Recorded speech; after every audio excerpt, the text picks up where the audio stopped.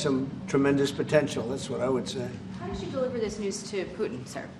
Say it? How did you tell Putin this was coming?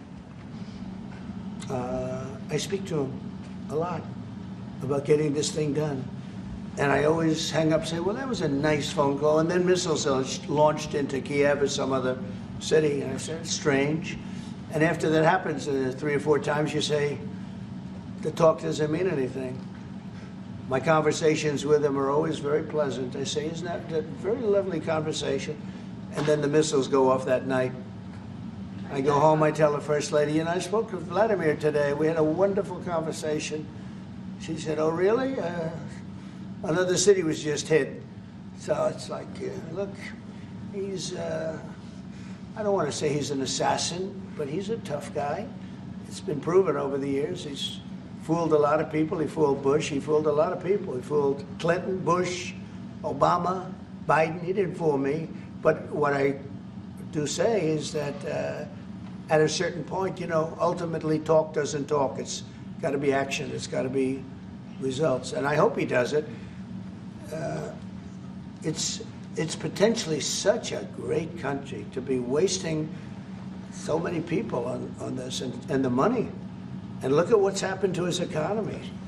Look at what's happened. So, and with the threat in 50 days, yeah, the economy will be hit very hard. I mean, look, I hope he's going to do it. He knows the deal. He knows what a fair deal is. If there is such a thing as a fair deal, there's no winners here. This is a loser. This is a loser. And I dealt with him from the beginning, and it wouldn't have happened. But I will say, Ukraine was the apple of his eye. We talk about it. It was the apple of his eye, but it wasn't going to happen. And he understood that. It wasn't going to happen.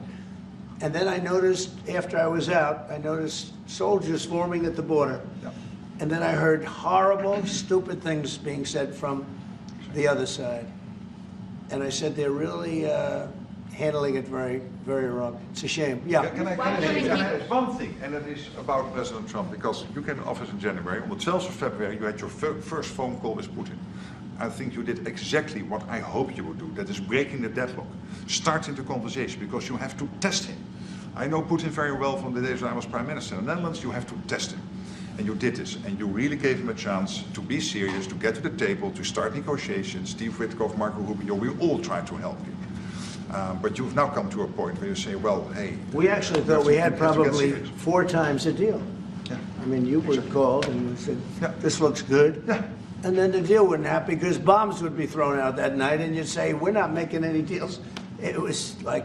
But you breaking the deadlock was crucial because you had to start that process. And you were the only one who was able to do that. I think we'll get it done. Do you think he's reasonable enough to negotiate